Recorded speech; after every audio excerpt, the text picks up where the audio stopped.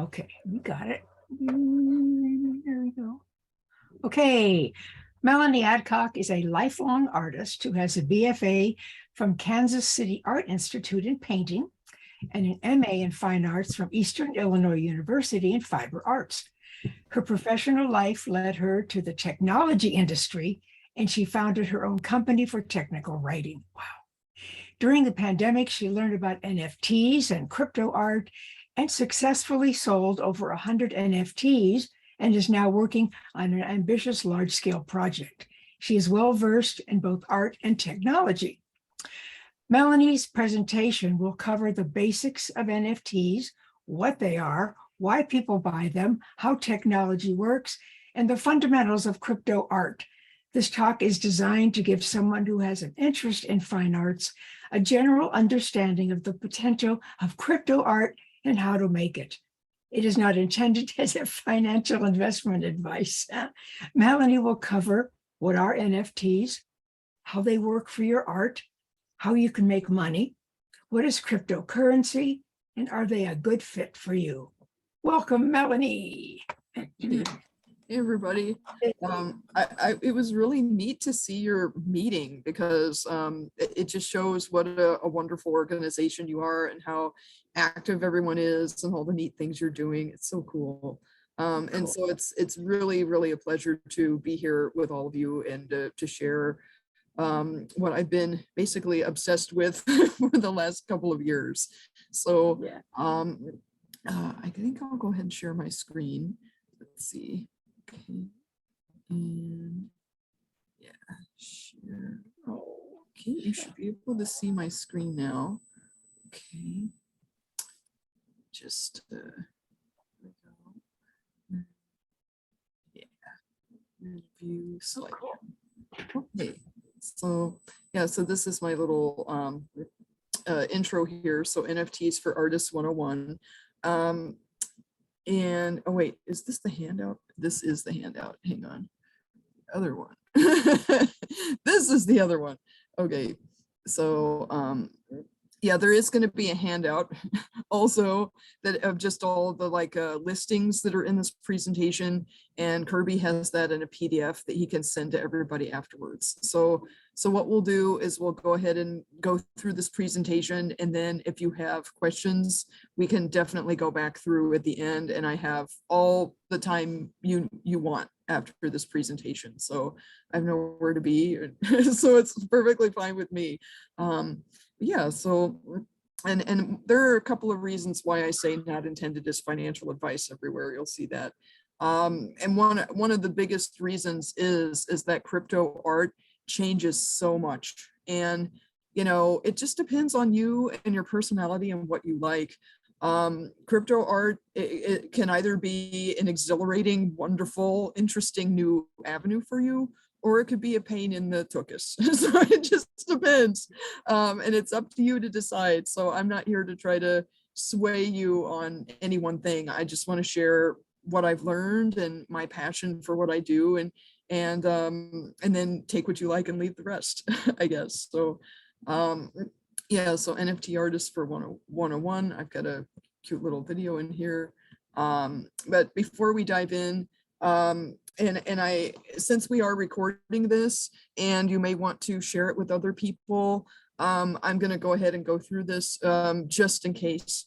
A lot of the stuff that we're going to talk about, if you're going to sign up for a crypto exchange or even use certain social media platforms, you have to be over the age of 18.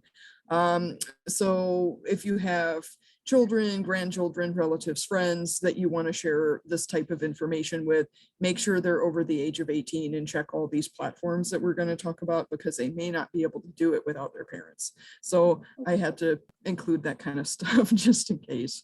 And then geared toward creative artists. And then before, at the end, I'm going to have a list of additional areas of study to further your learning. So it's a lot. I mean, I learned I spent about a year studying all of this. So it's a lot to take in, and I hope that I'm going to do a good job giving you the like the lowdown on all of this, so to speak. But my name's Melanie Adcock, and Wendy, thank you for that wonderful introduction. Yeah, I went to art school, and I'm a traditional painter. I did study a lot of figure drawing and have done paintings for models and from life and still lifes and all those traditional things. And so I really loved hearing about what your organization's doing. But yeah, I studied painting, fiber art, and things like that. And in Chicago, I was a member of an all women's gallery for a while, ran a couple of independent little galleries within the Chicago Arts District, stuff like that.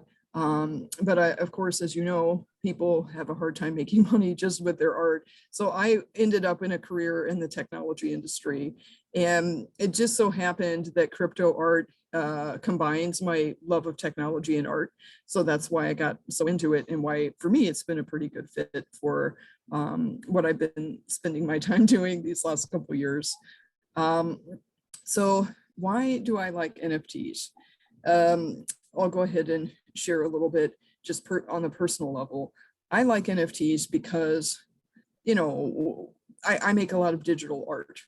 And if you're drawing and sketching, and if you're in a constant practice of creating, you know, Kirby said that there was an artist that he mentioned that spent all year making 27 paintings.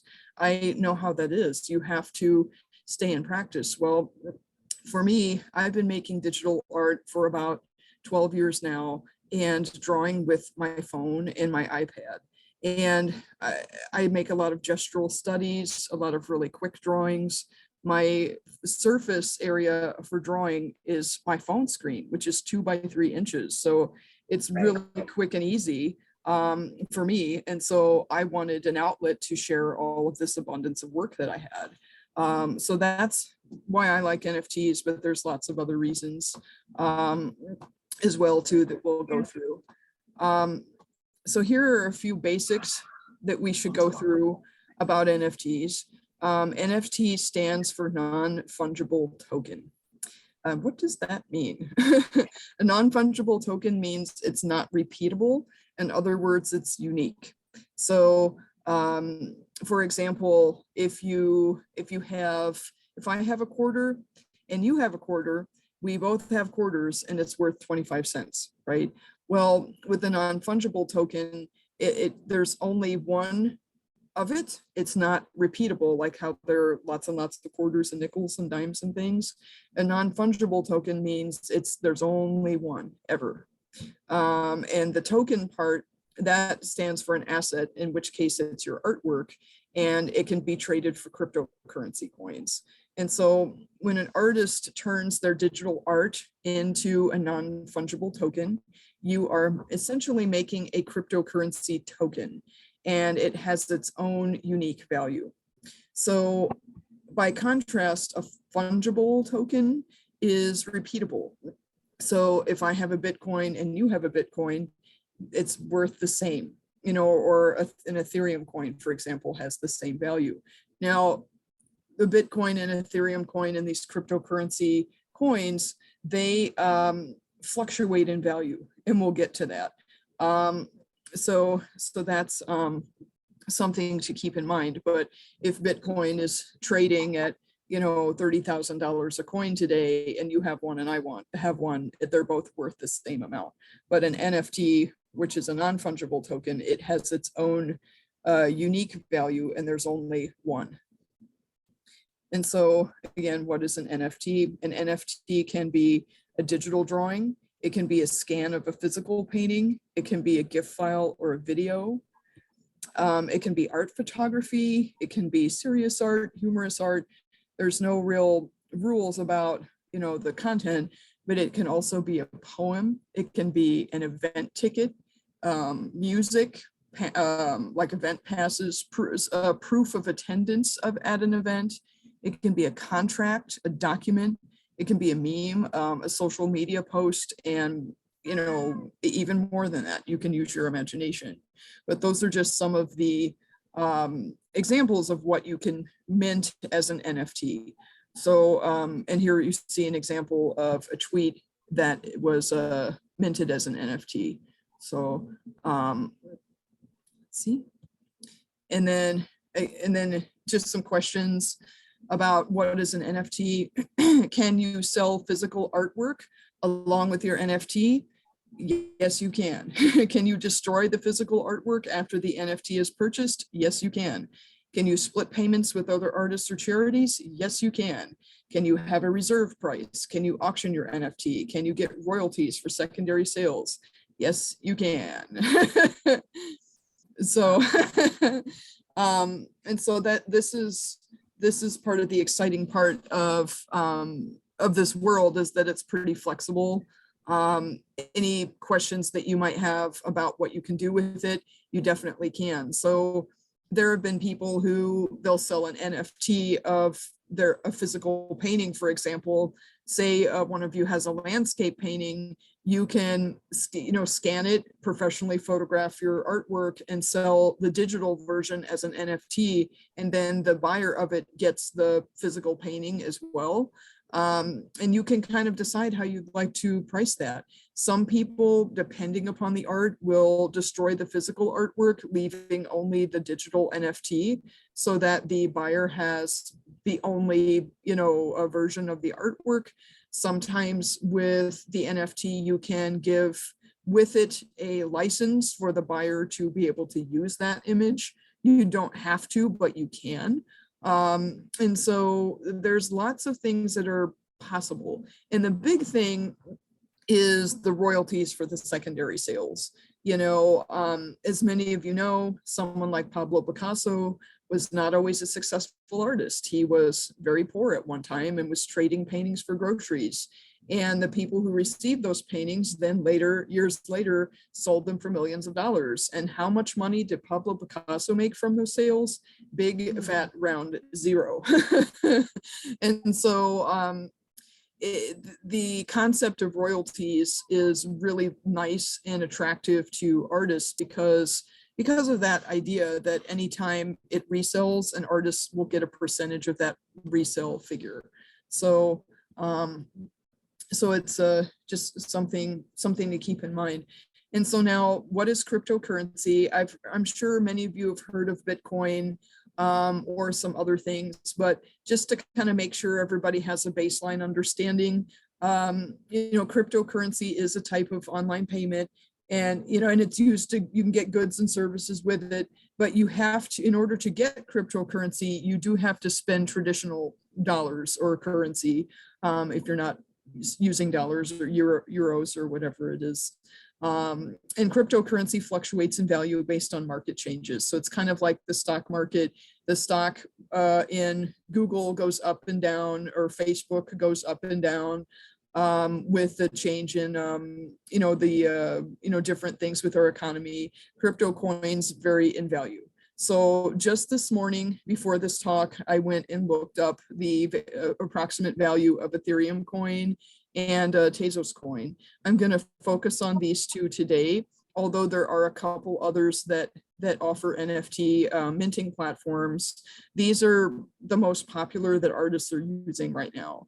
And as you're just beginning, these would be the ones I would start with. But one Ethereum coin is worth approximately $1,284.66 as of this morning. And one Tezos coin is worth about $1.37. So you can see that they're really different from each other. And you kind of have to, keep on the ball with as these cryptocurrencies fluctuate in market value. So if people want to, certain things are really good if you want to sell it in Ethereum coin. Other things are really good if you want to use Tezos coin. It just depends on what you want to do. And then we'll see here, there are communities that are attached to different platforms and things too that people want to get involved with and do things with. So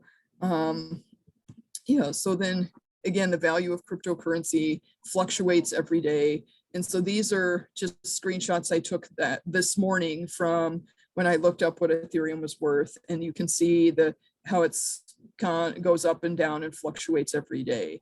Earlier this year, there was a crypto market crash, and one Ethereum coin was at the beginning of this year worth maybe $4,000 or thereabouts. And then it crashed and it was worth maybe like only 900 or so.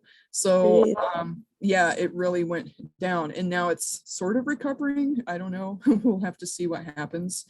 And then you can kind of look to see what Tezos coin has done here as well. Again, they fluctuate in value. So if you are selling an NFT for cryptocurrency, you can have someone give you a certain amount of of Tezos or Ethereum coin, but you've got to look into, when you decide to cash it out, what the value of it is at any given time, so that you don't lose any value for what you've been paid for your work. But you can also, when the market's down low, you can ask for one Ethereum coin when it's worth $1,284 as is today. And then next year, that one Ethereum coin could be worth $5,000, and then you go cash it out, right? So it just kind of depends on, what you intend to do. And so we have a lot of things to go through here, but my next thing that I want to explain to you all is what is a blockchain. So when we talk about crypto art and we talk about cryptocurrency, there's a certain type of technology that's used to make all of this work, and it's called blockchain. Now, blockchain it's like a public ledger of transactions, and it records all of the transactions and information that makes it really tough to hack or alter it. And it's because of how the computers are set up, peer-to-peer computer networks, all the geeky stuff. So, but once it's recorded, it can't be altered. So it may sound confusing, but I've got a really good analogy for you here to help make it easier. So think about a checkbook register. Many of you have had checkbooks and kept your checkbook balanced with a checkbook register. A blockchain and a public ledger is really similar to a checkbook register, but with these differences. It's on the internet, it's public, and it involves cryptocurrency and not cash or dollars. So, and each type of cryptocurrency coin and currency has its own blockchain. So Ethereum has its own blockchain, Tezos has its own blockchain, and Bitcoin has its own blockchain, etc. So, but this is just part of how it works. And a lot of people will use this word blockchain, and if you don't know what it is, it can be very intimidating and confusing. So that's why I wanted to explain it, so you wouldn't feel intimidated when somebody mentions that word. But that's basically what it is. And again, the blockchain is the technology that makes everything work for the cryptocurrency exchanges and how people have transactions. So yeah, and so writing a check and making a traditional transaction is like making a block on the blockchain. So, and then the next topic I want to define and help you understand is what is an exchange. So if you're going to acquire cryptocurrency, you will need to use an exchange of some kind. And the exchange allows you to purchase cryptocurrency. You use actual dollars or money to buy cryptocurrency. And there are several different types of exchanges. Each different exchange has its own rules and is different. You'll probably want to review each site very carefully before choosing one. And so or you can choose a couple. You don't have to just choose one. So here is a list of a couple of examples of exchanges, and there are also many more that are worth researching and investigating. Coinbase is a good one. Binance, I've used Coinbase and Binance, Kraken, Gemini, KuCoin, and Robinhood. There's many, many more. This is just a small list, but to get you started, these couple would be probably fine. So this is, again, with something like Coinbase, for example, another thing to keep in mind of what you would have to do is you'd have to get on Coinbase, the website, and sign up for an exchange. You'd want to have an email address ready. You may or may not want to use your regular email. You may want a separate email. You will also have to give a place like Coinbase a digital scan front and back of your ID or driver's license in order to sign up. And that's called know your customer. So KYC, know your customer. So that's why they do that, because they need to know, just in case people do, something illegal or bad with their cryptocurrency, it can be tracked. So that's the point of the exchange. So if I put in, say, $100 into Coinbase, then I can take that $100 and have it turned into Ethereum coin or Tezos coin. And then for that, I would maybe get, like a certain percentage of an Ethereum coin. If I'm buying Tezos coin, I might get like, I don't know, 75 Tezos coins or something, whatever the math is on that. If a Tezos coin is $1.37, you put in $100, you get, I don't know, like 75, 85 Tezos coins for that amount of money. So, but again, these are just a few examples. And then once you've gotten set up with an exchange, sometimes it can take a couple weeks to, or 7 to 10 days to get set up with the exchange. Then you'll want to take your cryptocurrency that you've purchased and got and put it into a wallet. So then you can use it. So what is a wallet, you ask? A wallet is what you would use to purchase NFTs and receive payment for your NFTs and anything else that accepts cryptocurrency as payment. So you can buy, services with cryptocurrency. You can buy all kinds of interesting things with cryptocurrency. Some stores take cryptocurrency. So you would need to use a wallet for that. And there are many different types of available wallets, and each one is different. And I have listed here the two most popular wallets. The first one is MetaMask, and MetaMask is used for Ethereum coin. Ethereum coin and any type of coin that is related to Ethereum. So like Polygon, Matic, and other coins, smaller coins, you can also use with MetaMask. Temple is a Tezos wallet. So you would have to, if you wanted to use both Ethereum and Tezos, you would have to get both of these. And again, there are lots of different types of wallets. These are online software wallets. You would have to go to the MetaMask website to download MetaMask to your laptop, phone, or device, and then you would be able to use it. So, and whenever you do so, any of these wallets that you would use, they have a username, a password, and a seed phrase. And so please do not give your seed phrase to anyone ever. What you need to do is write your seed phrase down, keep it someplace safe, and don't share it with anyone. So, and this is the case if you use Bitcoin, if you use Ethereum, if you use Tezos, any of these online software wallets will have a seed phrase. And the seed phrase would look something like this here, just a string of words. And you would want to write that down and make sure nobody has it unless you, of course, want them to have it. If you're with your, if you have a spouse or a partner or a loved one, you can maybe let them have access to it, but that's your choice. Anyone else, you definitely don't want them to have it, because this is what they would need to be able to access your wallet. And if you lose your seed phrase, you can't get back into your wallet. So that's the important thing. You have to really make sure you keep it safe.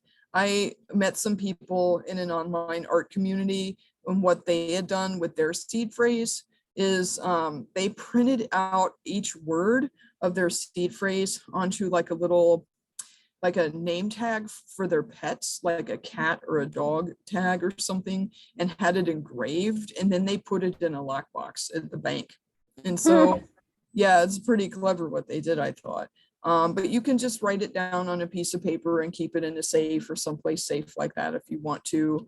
And then it's there for safekeeping. So it just this is part of the aspect of cryptocurrency that you want to make note of how these things work and stuff. But yeah, a lot of times artists who've been in the crypto art world for a long time, they'll joke around like, oh yes, I'd be happy to give you one. Just give me your seed phrase. Oh, ha, ha. But yeah, but it's a joke. Please do not give your seed phrase to anyone. They're trying to be funny. But yeah.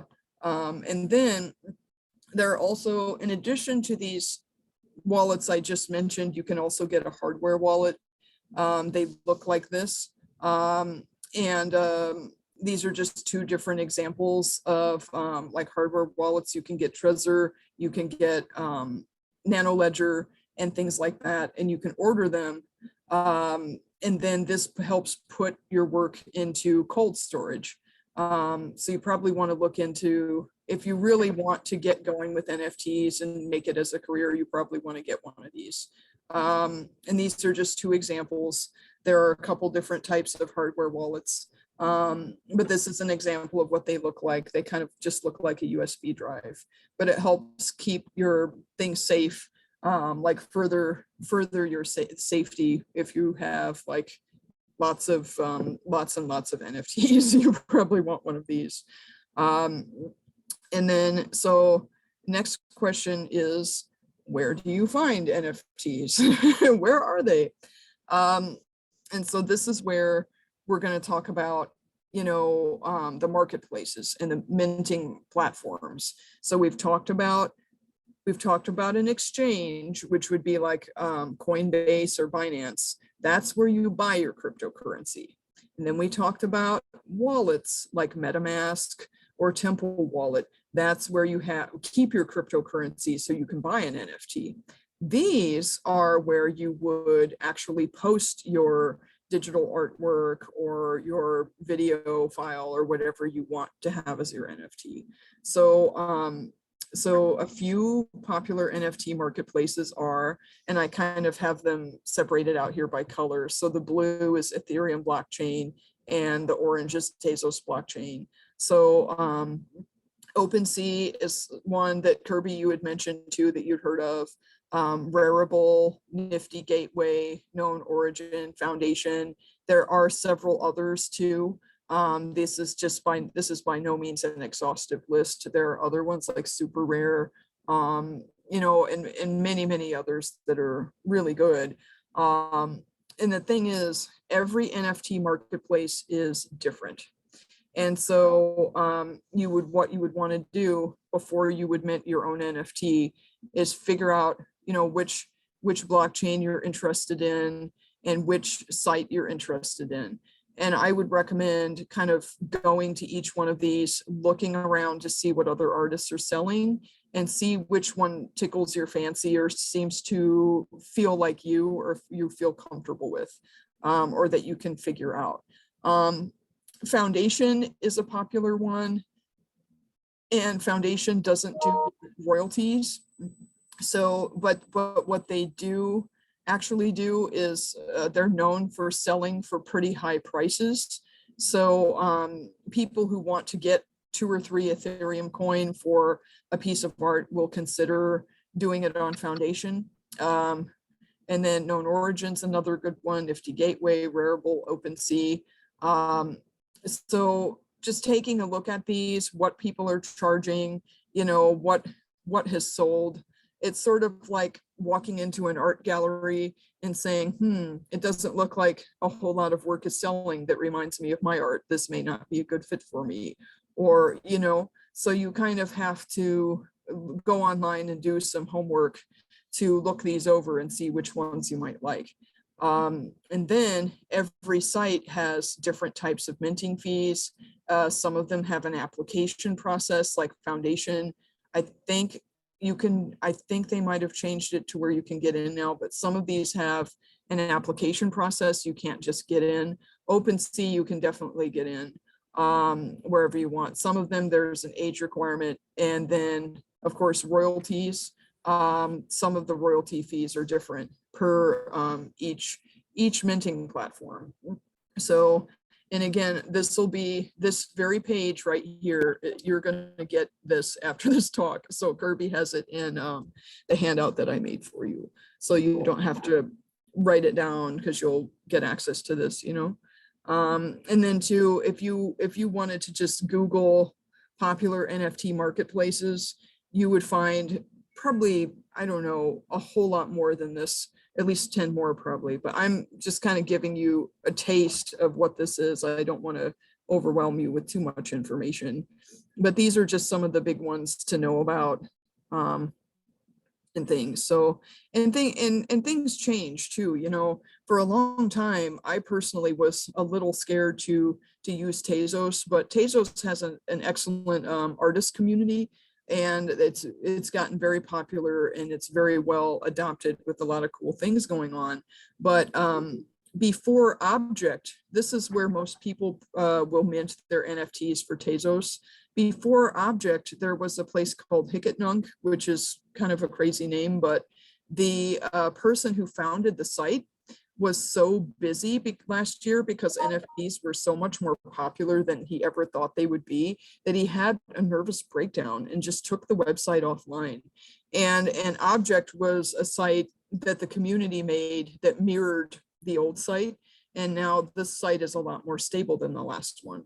So, you know, I mean, there's a lot of different elements of this kind of stuff that you want to keep track of. And especially when things are brand new, stuff like that happens. So that's one of the reasons why not intended as financial advice, because what I'm telling you right now is true as of today, but if you go and look to see the value of Ethereum tomorrow, we don't know what it will be. So you do kind of have to stay on top of this a little bit. And so, like I said, it just depends on who you are and your personality. It's either going to be really exciting or not for you, you know. So it just kind of depends, you know. And speaking of which, the next thing I want to talk about is the advantage of NFTs, and the disadvantages. I didn't leave that out. So advantages of NFTs. So for artists, the royalties, and you can kind of eliminate the middleman, so to speak, with the galleries, and, you know, develop your own following, sell your own stuff, and it can be really exciting for people to have access to that.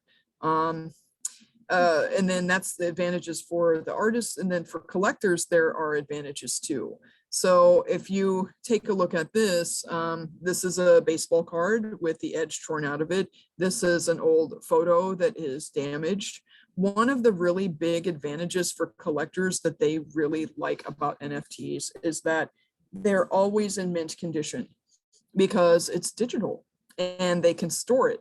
And so it never fades, it never falls apart, you know, and it's always 100% mint condition. And since there's no physical object attached to it, you know, they don't have to worry about insuring it like they would a traditional painting. And then another thing about NFTs is, like, let's say, you know, back in the 50s, for example, before the days of the internet, that people were selling baseball cards, and they'd say, oh, these are really rare. And you'd say, oh, I'm going to go buy them. Oh, I've got some rare ones. And then, you know, come, you know, 1990, 2000s and internet and eBay, and you say, oh, great, now I'm going to go sell my rare baseball cards. And you go to eBay only to find out that everybody has these baseball cards, and they really weren't as rare as you thought.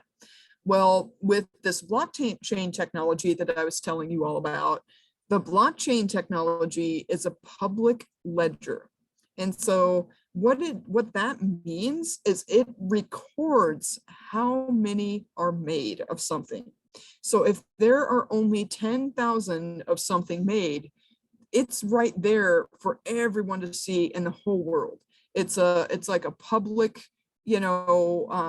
secure, official, and it gives you a lot of peace of mind that as a collector, that, hey, they said there's 10,000, there's only 10,000. This is as rare as they say it is, and so that gives a lot of weight to collectors so that they know what they're getting.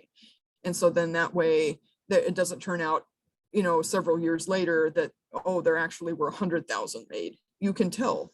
So that is a really nice advantage for collectors too, is that they can ensure the rarity of something. Yeah. And then this screenshot here that we're looking at, this is a screenshot of a very popular NFT collection, the Bored Apes, which we'll get into in a little bit, and how they are checking the traits on their NFTs with a site called rarity.tools. And you can look up and see, okay, well, there are only so many of these apes that are pink. Okay, so, I have a rare one because of that. There's only so many that have orange backgrounds or blue backgrounds or eating a piece of pizza or whatever. So you can see out of this collection of 10,000 cartoon apes, which ones are the rarest ones.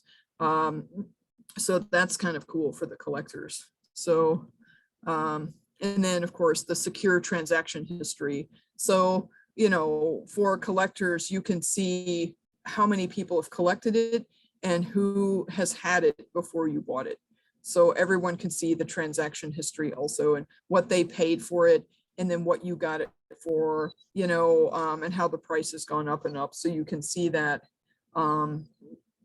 much more easily with the blockchain than you can if you go to an antique store and pay cash for something, So now, disadvantages of NFTs. Not everyone knows what they are yet. Many platforms are still very new and hard to use. New and emerging technologies are very exciting, but sometimes carry greater risks. So that's another thing too. Right now, the NFT world is full of what you would call early adopters, people that are interested in new technology. They don't care about the risk. They just want to see this new stuff and they're really excited about it. But they're willing to take a few risks, but not everybody's like that. So new and emerging technologies are very exciting, but sometimes have greater risks associated. If your personality tends to be more risk adverse, you might want to think twice about this. It may not be for you. It may be too stressful.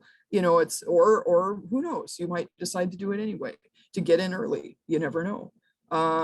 Risk can be scary for people. Many things change at a rapid rate with brand new technology. There's a lot to learn to get started, and it can be intimidating. So these are some of the disadvantages of NFTs. So then here at the bottom, I say decide for yourself. So because I'm not here to tell anybody what to do, it could be the greatest thing you've ever done. It could be the biggest disaster you've ever had. But I think if you do it with friends and art friends and you try to make it fun, it could hopefully be fun for everybody, but it's up to you. So, and so then now getting started, I have kind of a list here of just steps to take toward minting your NFT. And then, yeah, where we're going, we don't need roads. Try to be funny here. But yeah, so with regard to minting an NFT, there are so many different options that you have that I haven't really done screenshots because, first of all, you need to decide your currency exchange and where you're going to purchase your NFTs. Then you need to decide which wallet you're going to have. Then you need to decide which minting platform you're interested in. All of those steps along the way, you'll need to study a little bit, write a few things down, take a few notes, etc. So everything's going to be different.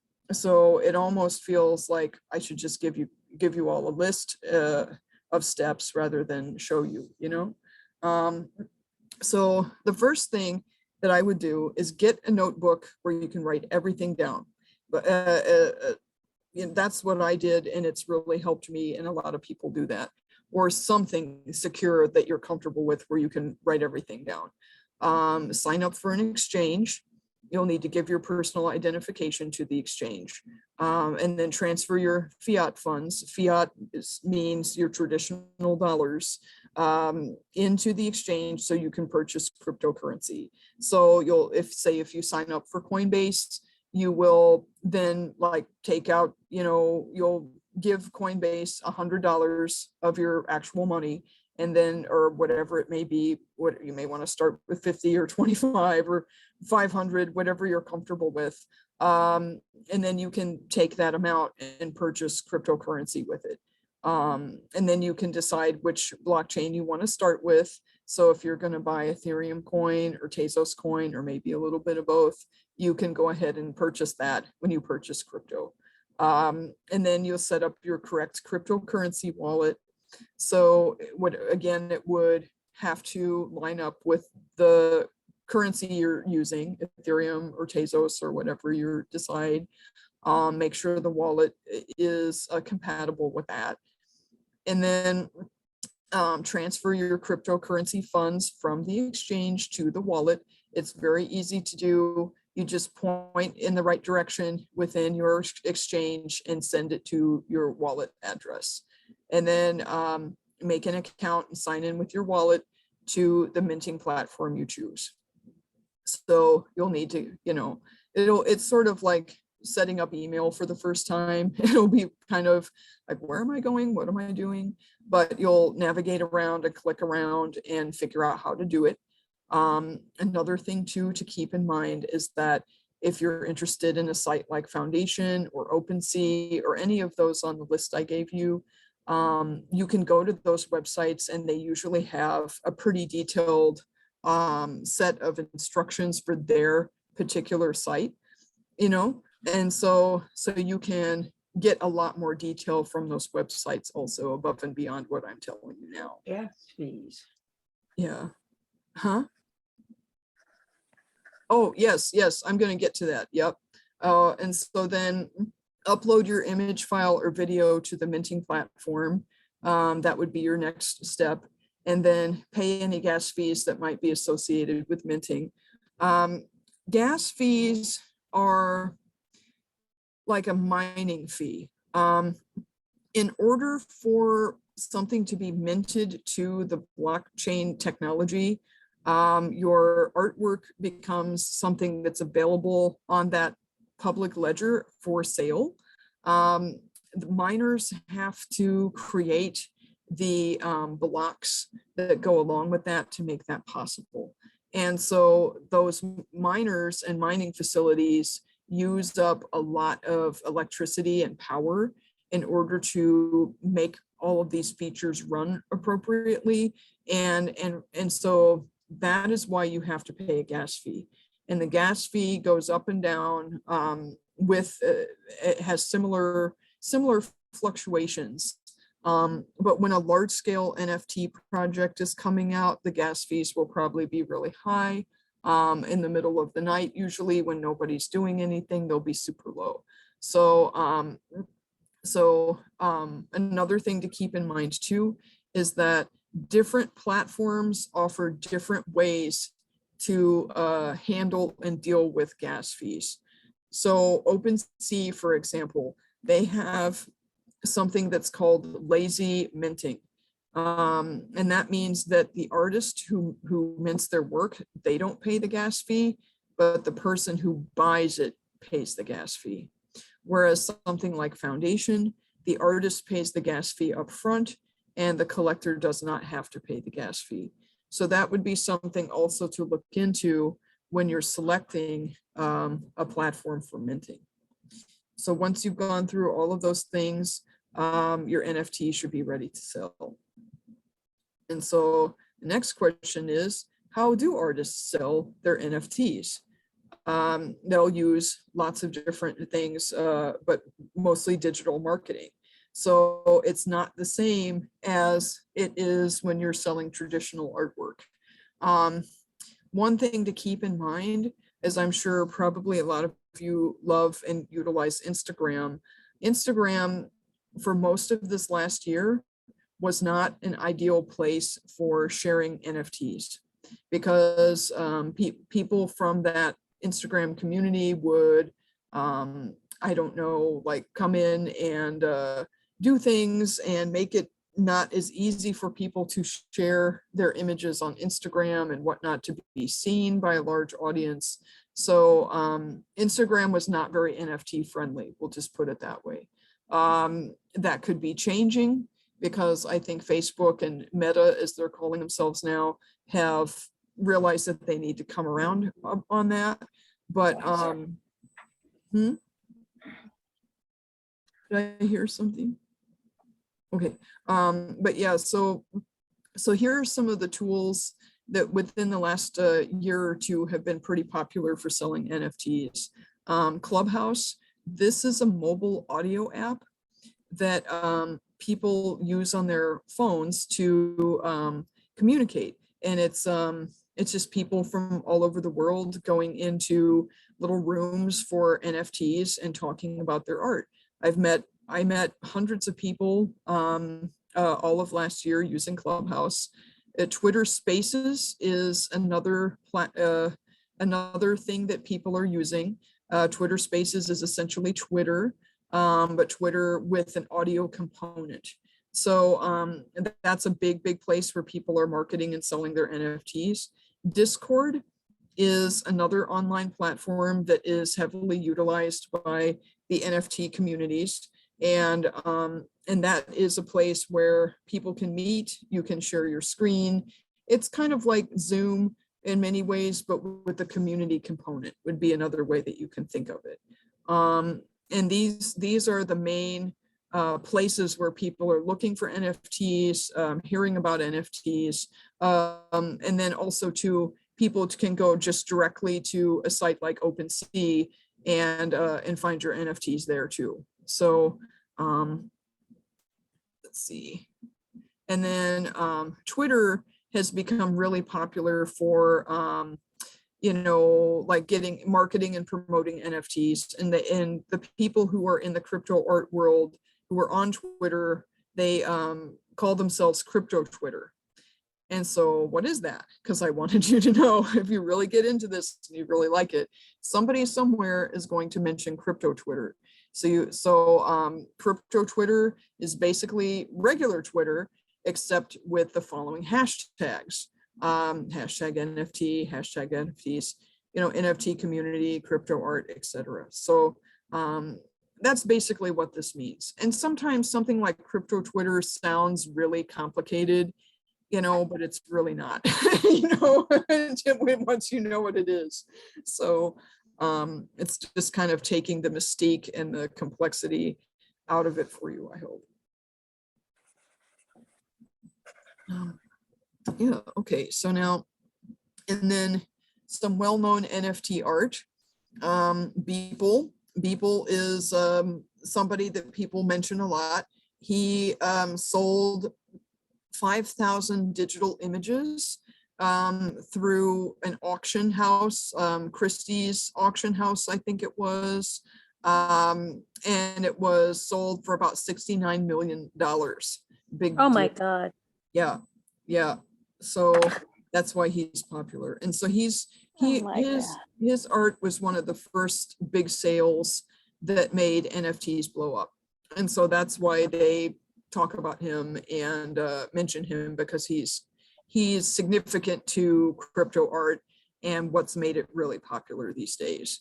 And then the other big project that people talk about is something called the Bored Ape Yacht Club. And this one is incredibly significant also. And so how they made this is pretty interesting. It's and again, not every NFT is going to be like this. You can sell one NFT, for $10,000 if you want to, you know what I mean? Like it's pretty flexible. But what this collection did with the Bored Ape Yacht Club is they drew a bunch of traits. Like you see this ape here, its tongue is sticking out.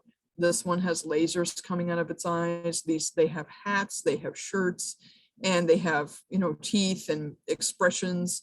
and whatnot. Well, the artists came along and they drew about 175 layers with all of these different traits, like look at the fur is different here, it's versus here, he's wearing a tuxedo here, he has a cheetah skin here, etc. Well, they layered these traits so that they would, and then they used something called a style GAN, which is like an artificial intelligence tool, and it spit out 10,000 random combinations of all of these traits. And so they didn't make 10,000 handmade drawings. They made a couple of layers of all these different traits, like really 175 drawings that all layered on top of each other, and then randomly generated these traits. And the Bored Ape Yacht Club was the first collection to ever do that. And once they sold out all 10,000 of their JPEGs of these cartoon apes, then nobody could get them anymore. And then they started reselling and reselling and reselling. And they started out maybe like somewhere in the neighborhood of 25, 30 bucks, of generally what it would be equivalent to, but it was in Ethereum coin. And nowadays, Justin Bieber bought a Bored Ape last year for $500,000, just one of these. And so they really went big and sold out and became a very prized NFT to have in your collection. And so I don't know what they're worth now, but who knows if they'll be able to retain that type of value in the future. We just don't know. But these are significant because people made a big fuss over these because of and how their value skyrocketed. So that's one of the reasons why NFTs are lucrative and really talked about, is that once they gain in popularity, and if they're rare and nobody can get them, then they sell and resell and resell and resell until they're incredibly valuable. So that's part of the reason why a lot of people want to be involved in these. And then once the Bored Ape Yacht Club did 10,000 apes, then everybody wanted to follow that same procedure and that same sort of, formula, if you will. And so after the Bored Apes, there was the puffy penguins and everything you can possibly imagine that was cartoon oriented. Anything, just about anything. They had yetis and yaks and turtles and geese and birds and penguins and everything. And there's 10,000 of them in a collection. And so there must have been, thousands and thousands of collections just like this, made in exactly the same way after this took off and became popular. And then there's this whole community of buyers and collectors that every time a big collection comes out, they want to buy 2 or 3 of each one of these collections to see if they go big and become incredibly valuable. So anyway, there's a lot to it. But as an artist just looking to, mint a couple of NFTs, you can definitely just publish one. You can, and you can, or 2 or 10 or whatever. You don't have to do a great big collection. In fact, it probably wouldn't, this isn't really for everybody. My thought is, in my personal opinion, I don't really like the art too much on some of these, because I think it's sort of, I think it's just to get rich quick, like, okay, I get it, but where's the art? The art part is far more impressive, if you ask me. And that's where people like us, shine, because you have traditional drawing skills, traditional painting skills. A lot of these techies who got into crypto art, they don't have that. And so that's why it's important for artists like us to know how this technology works, so you can put out something that's truly, truly wonderful and really impressive, and showing off your skills and talents. So Melanie, may I just interrupt for a minute? Sure. You were talking about how these things have become very valuable and everything. Let's just talk about the other side where some NFTs have sold for a lot of money. And then when they've tried to resell, they have sold for a fraction of it. I think Right.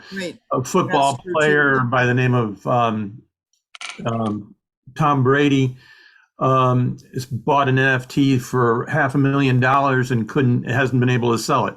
Yep. The Twitter tweet from the very first Twitter tweet sold for a couple of million, and now they can't sell it for anything. So I'm just saying there's a downside. I mean, we've talked about something going up. Well, it can come back down, way down. Yeah, and it's volatile. Yeah, you're absolutely right about that. And what they call NFTs that sell for high and lose their value, they call that a rug pull. That's the term for it. From under you.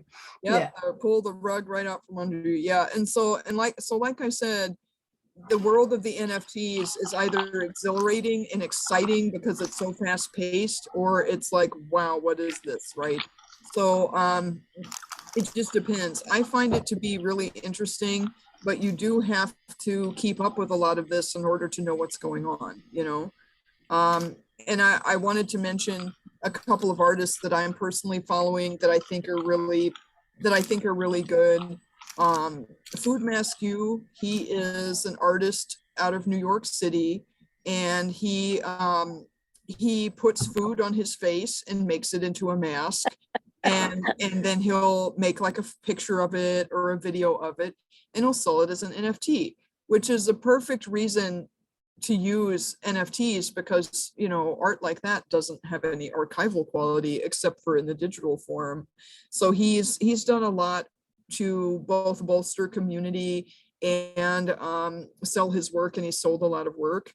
So I follow him because he really knows what's going on and is always involved in the community, and there are a couple other people like that too. But since the crypto market crash, a lot of people have kind of stepped away from NFTs.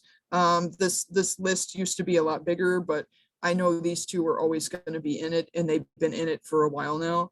Trish is actually based in California, West Coast, and she was a traditional photographer, and now she does NFTs, I think mostly, and she is what you would call an influencer. She hosts a lot of NFT meetings and meetups, and is huge in the NFT scene and the NFT world, and really knows her stuff and what she's talking about.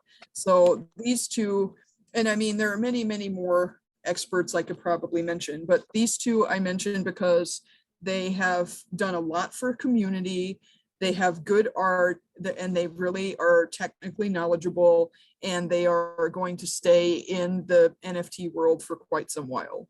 Now, So, Melanie, where do you follow these people? I mean, the at sign, is this a Twitter at sign? Is this an yeah, Instagram? What is it? Twitter. Yeah, Twitter. I think I mentioned before, I would not look for NFT stuff on Instagram. I would go to Twitter instead.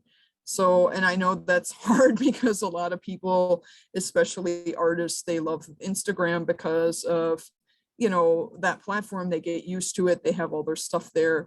But Instagram hasn't always been as friendly to NFTs as Twitter has. So, and all of those social media promotion platforms will probably end up going to war over who's more popular with NFTs. So, but yeah, all these at signs, these are all Twitter. So, yeah, but that's why I selected these artists. I have not met either one of these people in person, but I've spent hours and hours and hours on Clubhouse and Twitter Spaces with both of them, and they're wonderful, people, and they've, I consider them friends, even though I've never seen them in person. But that's just the way our world has been since. Okay, well, Melanie, this begs another question. What do you think will happen to Twitter and NFTs if Elon Musk buys Twitter? Right. Yeah, well, that's a good question.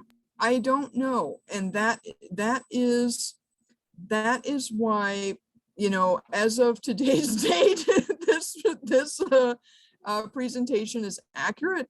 But once that happens, I don't know. Kirby, I just couldn't tell you. I mean, I think that people may not like it and they may go somewhere else. Tumblr looks like it could make a comeback with the NFT community. You just have to kind of follow along and see what unfolds. It's hard to say. I mean, I would like to think that NFTs would gain in popularity, but I don't know. With Elon Musk having such a bias toward Dogecoin is an altcoin, which is like a smaller coin. It's not as popular as Ethereum or Tezos or Bitcoin. Dogecoin is worth, I don't even know what it would be worth. It's like it's worth less than $1, right? But if you own 1,000 Dogecoins and it's worth 50 cents, and then all of a sudden it goes up to like 60 cents, then you just made a profit if you swap it or exchange it. So people get really excited about altcoins, although you can't, they're not minting platforms for all of these altcoins, some, but not all. Dogecoin is one of those types of coins, and those are high risk, investments, and not everybody's comfortable doing that. But Elon Musk has been big with Dogecoin. What does that mean for the future? I don't know. So your guess is as good as mine. So, but I think the important thing is to be on the lookout, if you do get into the NFTs and the NFT world, you really do have to kind of keep your ear to the ground for stuff like that, because Clubhouse was the only place, where the community was for NFTs for the early part of 2021. And then everybody seemed to migrate over to Twitter Spaces. And so a lot of people now use both.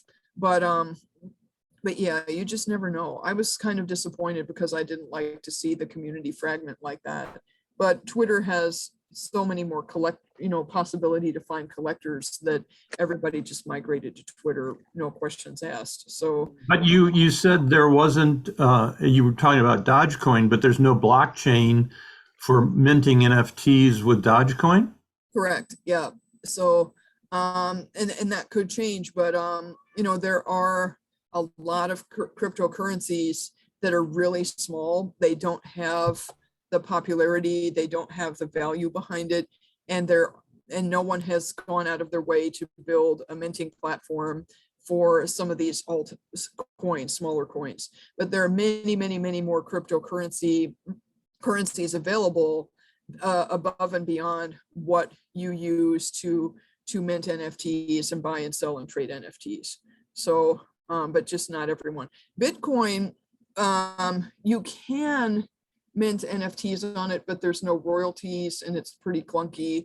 Bitcoin is more like used for almost like a storage, people use that more for investment, whereas Ethereum coin and the way it's designed has a lot more, it's a lot easier to do the transactions that are required to do if you want to buy an NFT and pay a gas fee and all that.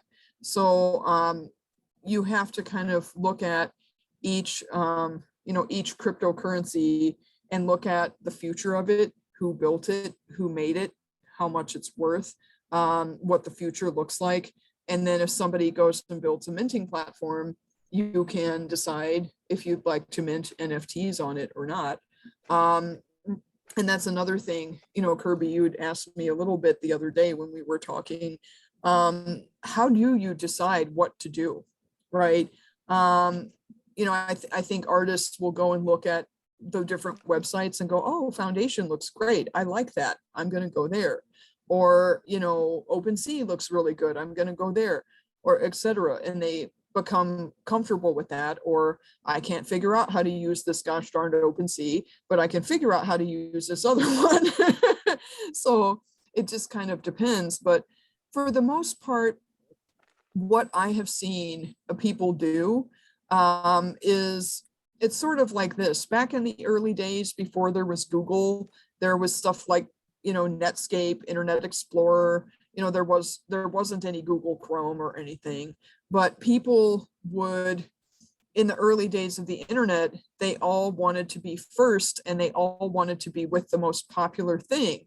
And so right now, we really don't know what's going to happen in 5 years, if OpenSea will even still exist or what's going to go on with that. So what a lot of artists will do is they will diversify and do a little here and a little there and just see how they like it. Then what that does as well is it helps each artist to see, okay, well, I put 10 NFTs here and 10 there and 10 there, but I really sold all of them on this platform. So then you want to keep going with that. Like you kind of find your NFT buyers doing it that way too. And where you're going to have the most sales success rather than trying to guess it, straight out. You just kind of go on tour a little bit and check everything out and see what happens. So that would be my thought on it. And then one thing I wanted to bring to your attention, I think there's probably a couple more now, but the first NFT gallery ever is based in Chicago. It's called I Am Not Art. It's on Ashland Street in Chicago. It's the first physical NFT gallery. I just thought you might be interested in that, but Chicago is where I've lived the longest, so I kind of know about these things. I've been to the gallery. It's pretty cool. I've met the owners. The displays are really neat. They have these like really cool digital display boards and stuff. Another thing I wanted to talk to you about too are derivative NFTs. So one of the things that people have done, and this is important for artists to know about, is like if someone buys an NFT, they can then, if they have, depending upon if there's a license available, some people will buy an NFT and then they'll make a derivative of it, which means they'll go in there and make their own version of it. So this is another popular collection, something called the CryptoPunks. And this is an example of someone purchasing a CryptoPunk and then making their own version of it. So they glitched it out a little bit. So, and then the Bored Apes, they came up with these mutant apes, which have been very popular. And then an artist, this is an example of an artist named Frank Kozik. He drew this as a derivative ape. He had somebody who owned one of these, and then he drew something based on it. So if you're an illustrator and you see a collection that you like and you want to draw your own handmade version of it, you can work with somebody who owns it and they can give you permission, or you can buy your own version of it and make a derivative. So this is something that artists have done too and really enjoyed it. Another thing that I thought would be kind of interesting to talk about here too is this notion of a metaverse. A lot of people have mentioned it. A metaverse is where you have an avatar like this, and then you can dress it up like this. This is actually my avatar in CryptoVoxels. This website, cryptovoxels.com, is a metaverse, and it's kind of like if you knew about what Second Life was, that's a sort of a souped up version of that involves cryptocurrency. And you sign in to get into the metaverse, you sign in with your crypto wallet, and then you can float around and whatever. You can go to events, you can build architectural structures, virtual structures, virtual homes, virtual art galleries. There's lots of virtual art galleries in this CryptoVoxel space. It's been pretty popular. So it's just something interesting if people have an interest in it. It's a new possible way for people to display their digital art in a digital format that kind of resembles a gallery and what we're used to. So yeah, so some popular metaverse worlds: CryptoVoxels, Decentraland, and Sandbox. And this is a picture of a gallery that a friend of mine built. His name is Andrew, but he goes by Psych Dre. He makes digital animations of llamas. And they're really cool. And then this lady, her name's Bit Pixie. She has an online bar, so to speak, in the crypto voxel space, and you can purchase digital spinning drinks, which is basically just like a digital rendition of a cocktail or something for cryptocurrency from her digital bar, which is kind of fun. So, and then there are DJs that will play music in these places, and people go and listen to the cool music and dance around with their little avatars. It's like they're a character in a video game, kind of. So I just thought I'd mention this too, that's something that people are doing, that are, when they get involved in the NFT community, that becomes something that they're also interested in. And it's also a potential way for people to market their NFTs and their artwork. So let's see. So the next thing I wanted to talk about were tools for digital art making. And I mean, I know a lot of you are traditional painters, right? Canvas and paint is your thing. I'm come from that world too. But once I got into the digital art world, it was like, wow, this is really for me. So there are all kinds of apps on your mobile phone that you could use, your phone and or iPad or tablet, for drawing. And I'm just gonna, the ones that are listed here are my favorites, but if you just go to Google Play or the App Store for an iPhone, you can look up all kinds of different ones. You can get colored penciled apps, paintbrush apps, art studio apps, Photoshop apps, etc. But I've really liked something called the ZenBrush drawing app.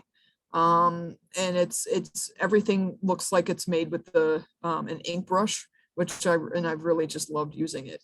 And then Glitch Wizard is something that helps you make glitch art and give different renditions and filters to put on your images. Hyperspective, same thing. Matter and Motion Leap, same kind of thing.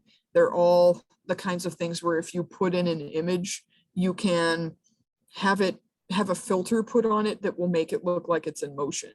So you can take an image and then turn that image into a video, which is pretty neat. And then let's see here. So that's for your mobile phone. And then desktop over here, photomosh.com, which I'll show a little bit more about that one in a second. Giftmaker.me. I should probably put, there's another one, a few others I could put in here, capwing.com. These are all free. You can get like pro versions of these, and that's not too much. Cinema 4D, that's costs kind of money. Adobe Suite, that costs money also every month. Some people already have that. If you have Photoshop, Illustrator, After Effects, stuff like that, it's but you have to pay for it. You don't have to have something like a Photoshop to make NFTs. But they really want you to, to have that. There are plenty of different things out there that are free online, just like if you need to convert, a JPEG file to a PNG file, or change the type of digital file you have, there's usually a free converter out there. So, or if you have a JPEG file of your awesome painting and you want to blow it up on a billboard, a JPEG probably won't cut it because of the resolution. You would have to make a vector file, so there's all different ways to, make a vector file or whatever,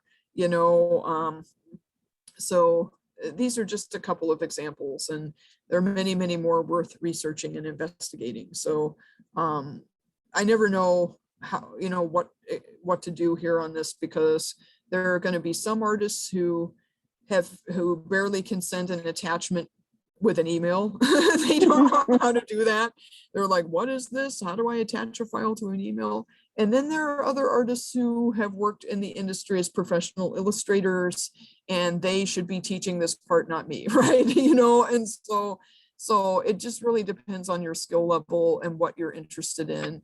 But for me, learning about NFTs has been this great way for me to go even more deep into the digital tools with my artwork, and I've really enjoyed it.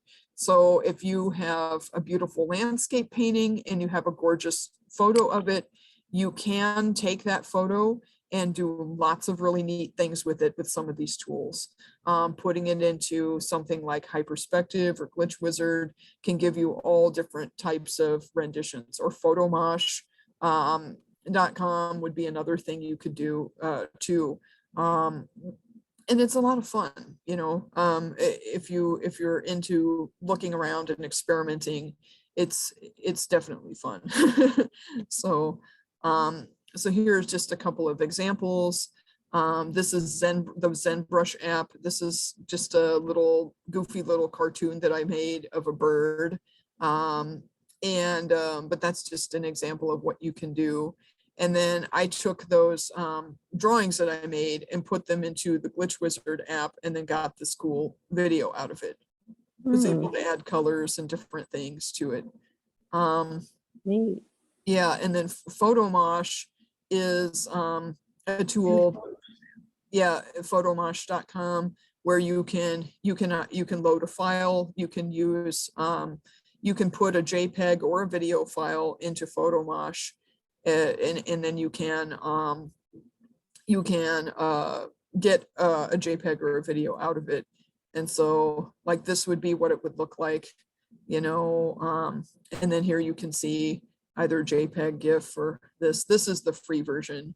So I just thought I'd make it easy for people to look at. And then you hit this Mosh button, and then it gives you a whole different type of option other than this. And then here on the side, this is like what you get. You can change and filter your image or video with all of these different things. It's really a lot of fun, I think. And then you can save it. Yeah, and so once I got this little video, I was able to put this video into Photomosh, and then it mirrored the image and put a filter on it and came up with a lot of other different renditions. Let's see if I can. Yeah, these are just some things I was experimenting with and came up with from what you just saw. I made these in Photomosh. So you can make tons of different variations of just one image or video, and sell them all as individual NFTs if you want in a collection. So yeah, and so here's so those are just some examples of what you can do. And I mean, and if you already know how to use Adobe Suite, well then you're ahead of the game. But those are just some like quick, easy ones that are real simple to use for the most part, and a lot of fun, I thought. And then so some other things for entering into the world of the NFT community will be important terms to know.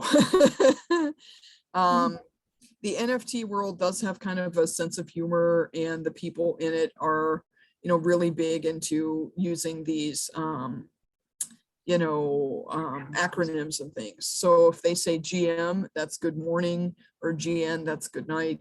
NFT, non-fungible token, we've gone over that one. NGMI, not gonna make it. So they'll find somebody who's doing something that they don't like, and they'll take a picture of something they don't like, hashtag NGMI, not gonna make it.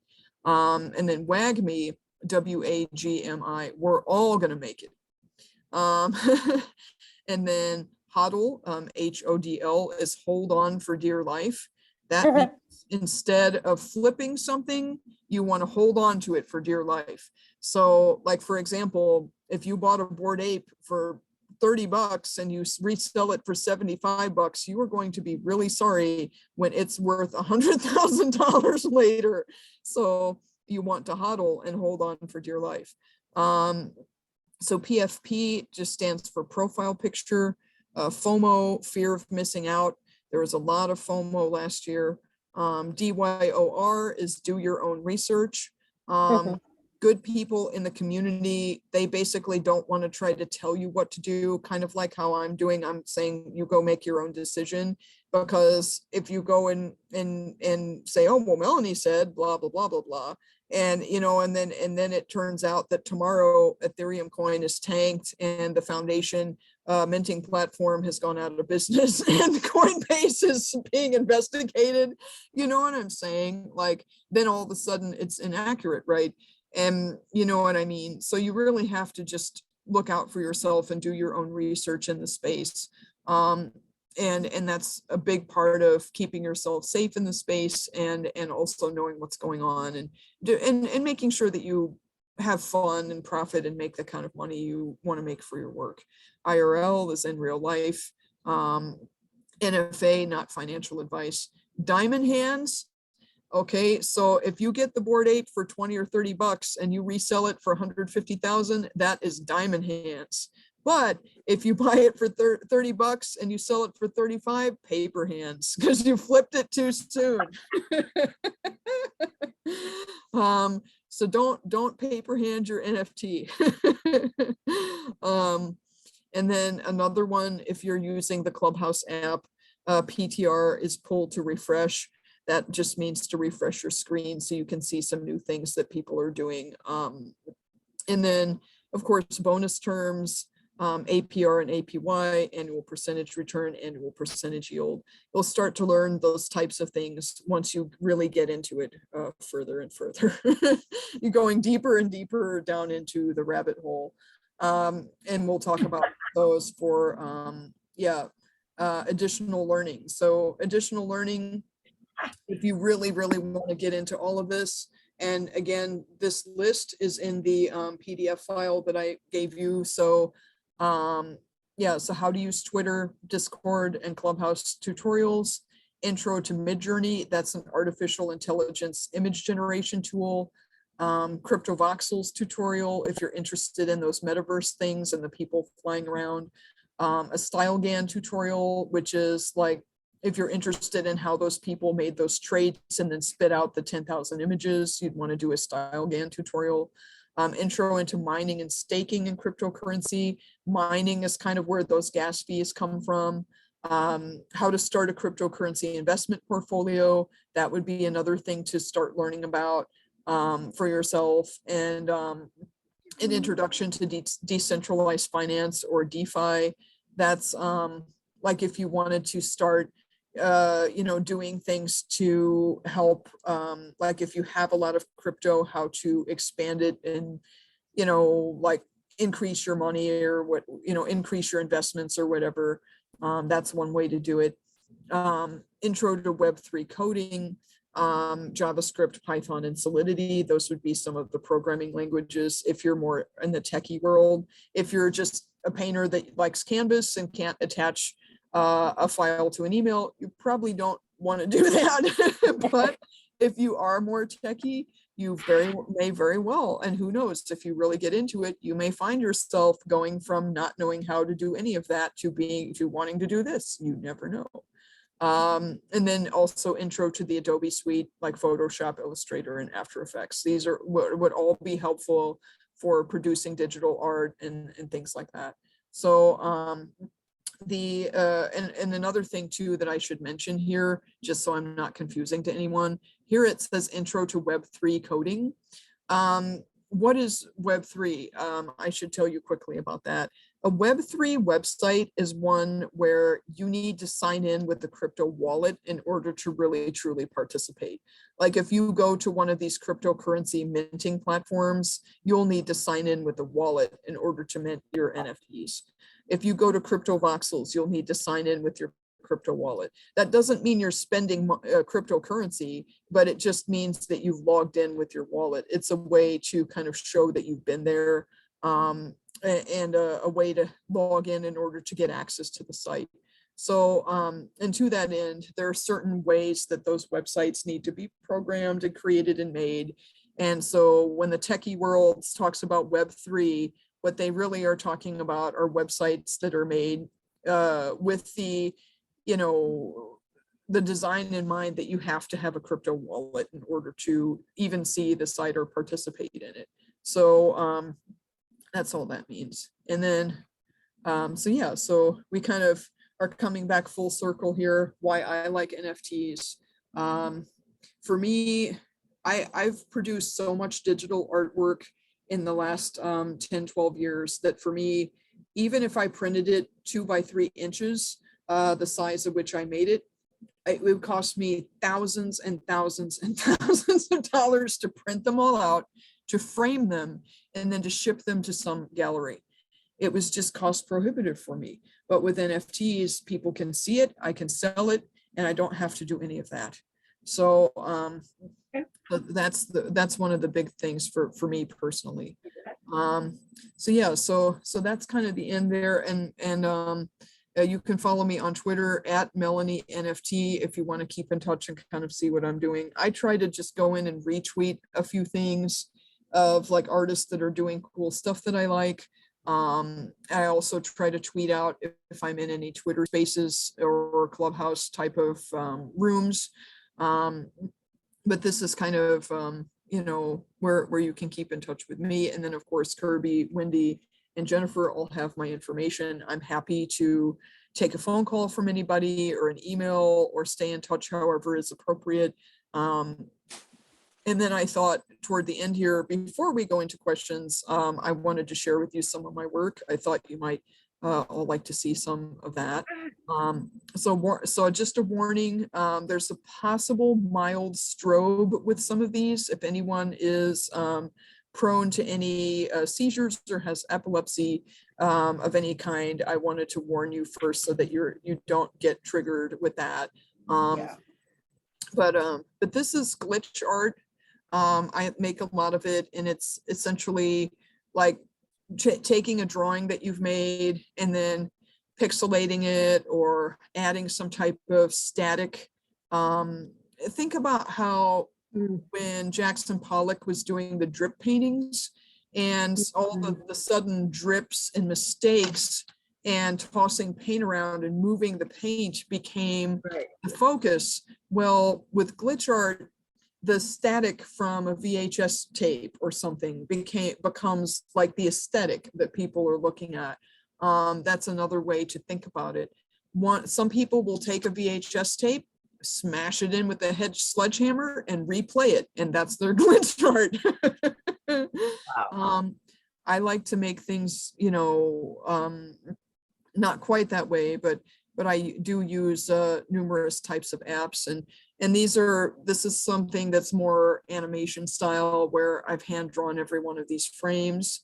It's just a fun little squawking little chicken. A lot of my work is just very fun loving, lighthearted, silly, goofy, entertaining stuff, you know. Yeah, and so I've got lots of different things. And I mean, I got started just drawing and drawing and drawing, and then realizing that I could save every iteration of my drawing. You know, when you're a painter, the last version of what you paint on that canvas is what we see as your finished painting, but you might have some really good layers under there that look pretty good too, you know. But with digital art, I would be able to save every layer I liked in my app as a JPEG file, you know, as I drew and drew and drew and layered and layered. And then I realized if I scrolled through it really fast, it looked like it was in motion. And so then I just sort of organically came into the, you know, the love of animation that way. And so like, here's something that's more like a self-portrait type of thing, because I have the blue glasses. Yeah. Wow. Yeah. So, and all these NFT, all of these little animations that I've shown you, I've already minted as NFTs and I've sold them already.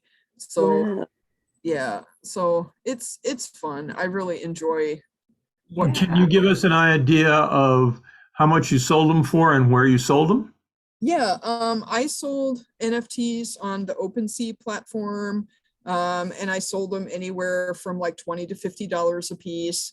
And then I sold them on a little community platform that was pretty small, and I sold them from anywhere from we would do these auctions, and whatever the bid was, you would have to sell your NFT for the highest bid. And so I would get bids. The highest I've sold an NFT for is $100. And the lowest would be like, I sold it to a friend who I really wanted to have it for like $3, you know? So those were my ranges of sales. But I did not mint on the foundation platform at that time where you can get a whole lot more. I wanted to just be involved with what everyone was doing on the different platforms I was in. And so it just worked out for me to do it where I did it.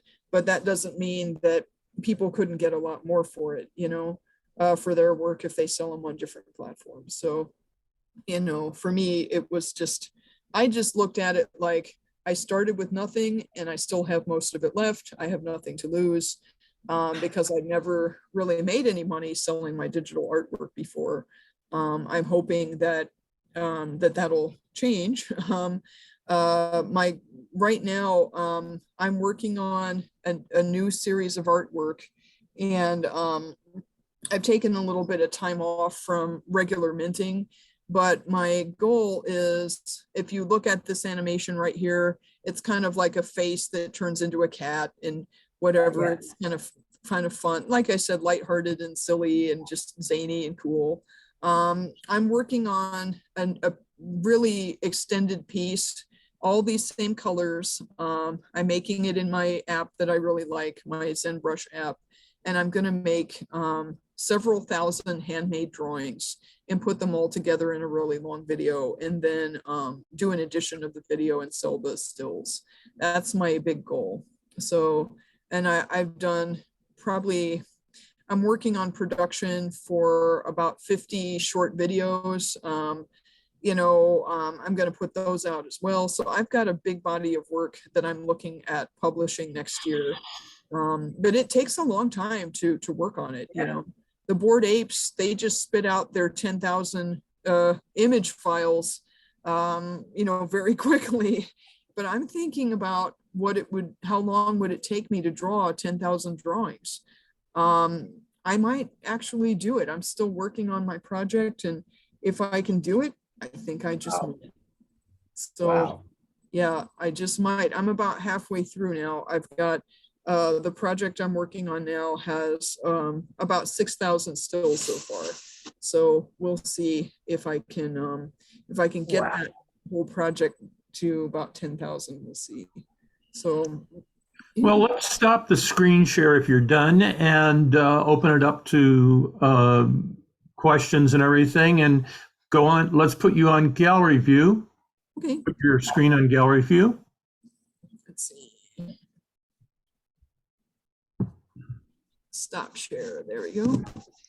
Here we go. Wow. Impressive.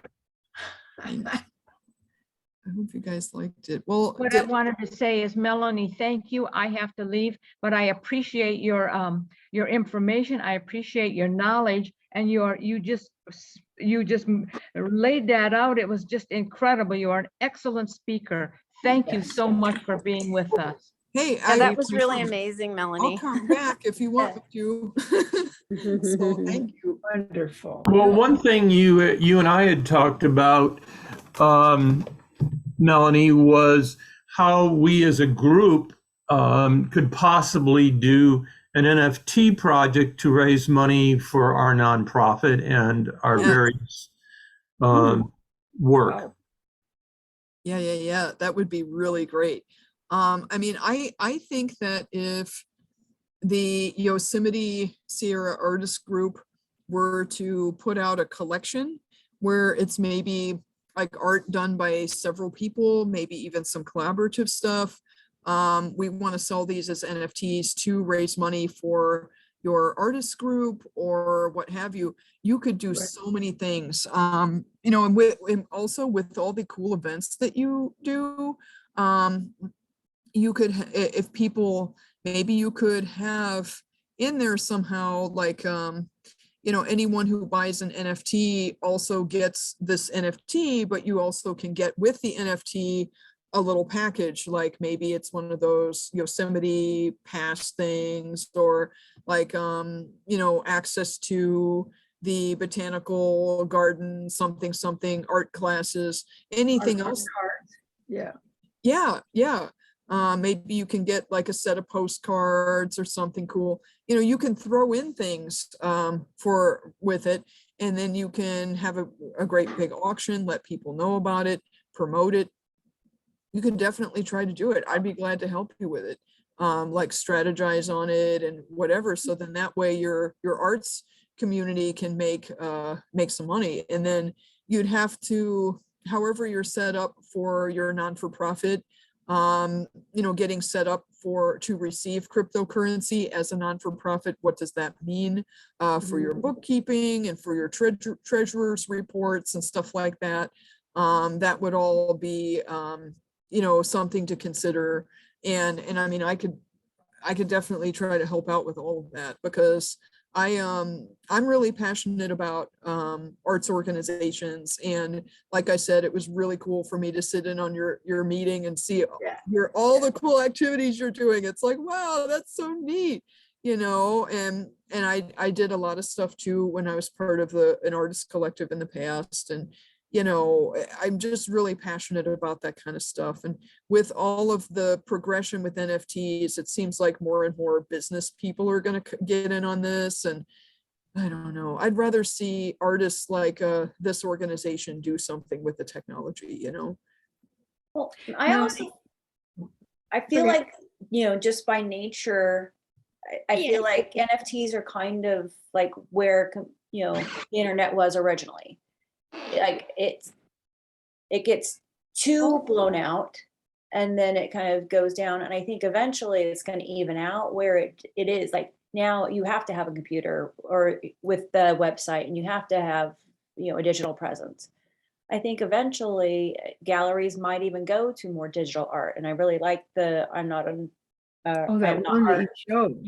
Yeah. you know, and you know, to embrace just being able to do digital art, it's a next step. It is. Like I paint because, you know, I'm in front of the computer all day. I'm trying not to be digital, but at the same time, there are so many things. And that's one of my questions is I've seen, you know, like the Van Gogh show where they've taken his art and animated it, and it's, you know, all of these things.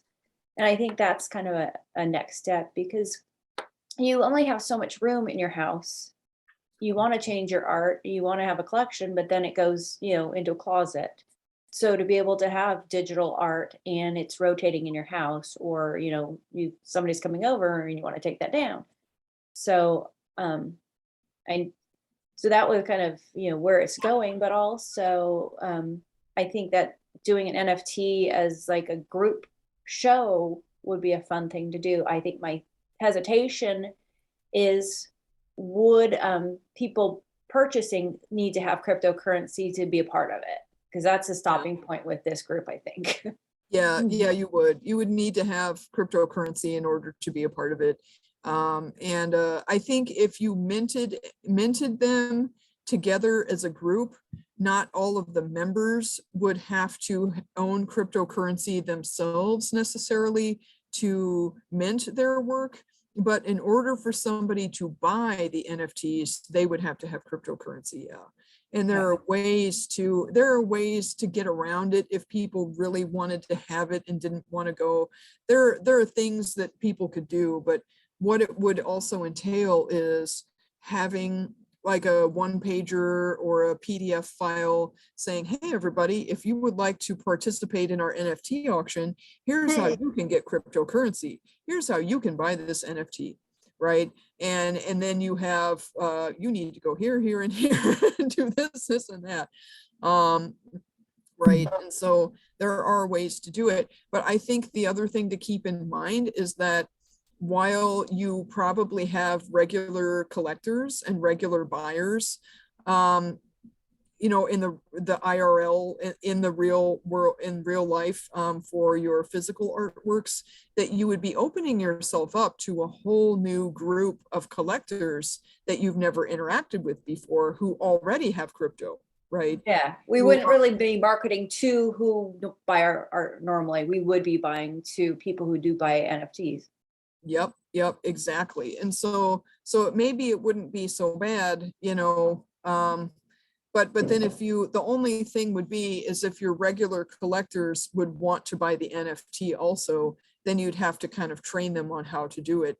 And you'd have to have somebody with some technical knowledge there to help out with it and stuff. But it's possible. It's all possible to do. And then I think that if you did something and said, we're the Yosemite Sierra Artist Group, people will be like, wow, that's pretty cool.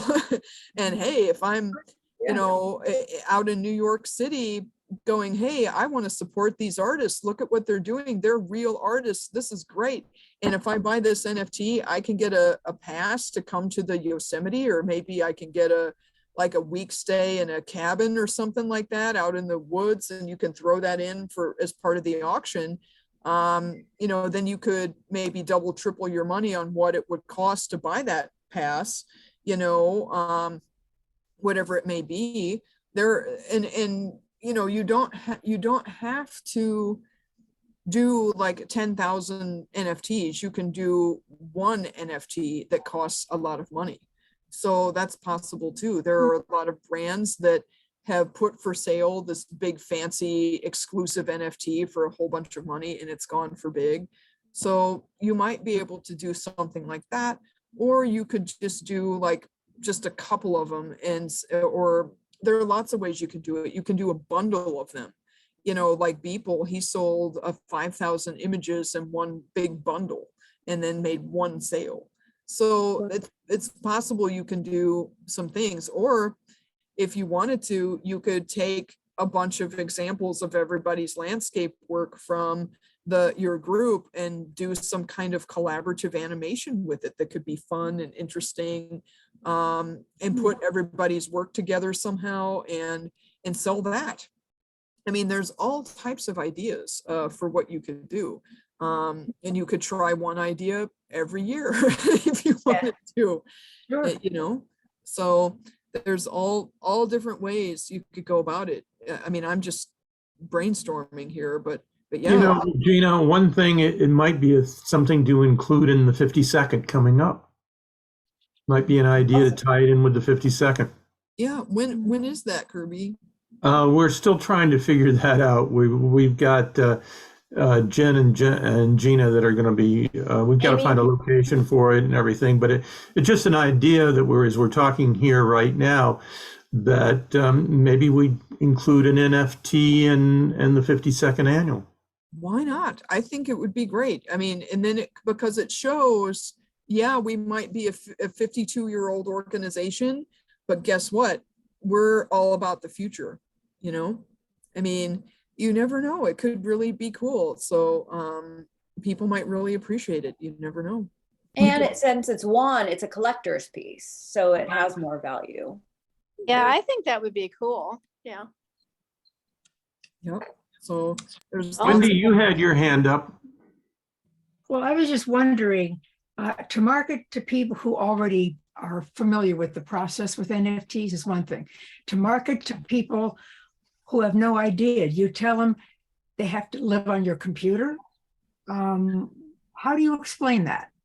Yeah, well, I hear you. And that's an ongoing challenge with NFT adoption, where that's still so new, nobody knows what it is. So what you would have to do is for someone who wants to collect that NFT, they would probably need to look over the PDF file that Kirby is going to send to you all. And it's to see the advantages of collecting NFTs, what that's all about. They would really have to be introduced to it and why they would want to have it, versus like, and if they really want to support the arts organization, they might want it just so no one else could have it. You never know. So well, and one thing that Melanie talked about, and I think you mentioned too, Wendy, is you can offer a physical piece of work to go with the NFT. Yeah. So, if it was a collaborative thing for the 52nd and there were for, True. there were 10 artists in it. Maybe you get a postcard of each one of the images from the 10 artists that go with the NFT. I mean, there's all kinds of things that we could Yeah. think about, which would sort of bridge the real life versus the digital life. Well, what I really like too, it shows us as so forward thinking and so cutting edge. I mean, that part alone, I think, is a very good thing for our organization. Well, and what I like about it is a low barrier of entry. You don't have to have a full collection of work, but it would get people to kind of test it out, and figure it out, but without having, you can't have like a gallery with one picture in it, right? But if it's a group show and it's a Right. special occasion, Yeah. that makes sense. You Plus could even have, other physical ones. yeah, Yeah. you could have Well- photography too, not just painting. I mean, you could photography, landscape painting. Right. You could even do something with your figurative show that you talked about too, maybe. I mean, just show off the talents of your membership and things like that. I mean, and I'm sure a lot of your artist members, right, or many of you are probably represented by commercial galleries and stuff, right, too, right? Is that the case? I mean, with Yes. your artwork, I'm sure, right? I mean, maybe the gallery dealers have some input on this too. Like, they might be interested in doing something with you in the future, or like the individual artist members, you might want to do something with your respective gallery where you're represented with NFTs. That's a Yeah. possibility. Just for individuals, then you'd get more familiar with it for sure. But having, if you sell a painting to someone, they might want an NFT to go with it just as proof that I bought this painting, right? It's a lot of times too, people who are in the wine bottle, like wineries and stuff, they sell vintage wine. They want to have an NFT to go with their bottle of wine so they can prove the vintage of it and prove that they bought it and have that secure. Yeah, I mean, it serves transaction as history. provenance, right? Yeah, exactly. No, I bought this bottle of wine in 1986 for, $50. And now that it's so vintage now, I want to be able to sell it for whatever it's worth, you know what I mean? And then you have the proof that you bought it. So, yeah. So Right. there's stuff like that to think about, and many, many things to consider. And above all, it could be fun. So, Clear challenge. yeah. Well, yeah, we're running a little long tonight, so if there's no other questions or anything, I think it's probably time to stop the recording and, say maybe we will have Melanie back again at some point in the future to Oh, talk Thank you about, so much. doing a group Yeah. project for YSA. It would Yeah. be my pleasure to come back anytime you'd have me, and I want to come meet you all in person. I would That love would to come here. Yay. So Yes. excited. Come back. Thanks, Thank you, Thank Melanie. you, Melanie, for Melanie. making it so clear. Thank you. Yeah, thank you. It really clarified stuff I've heard about, but just don't know. And definitely really appreciate that. Cool.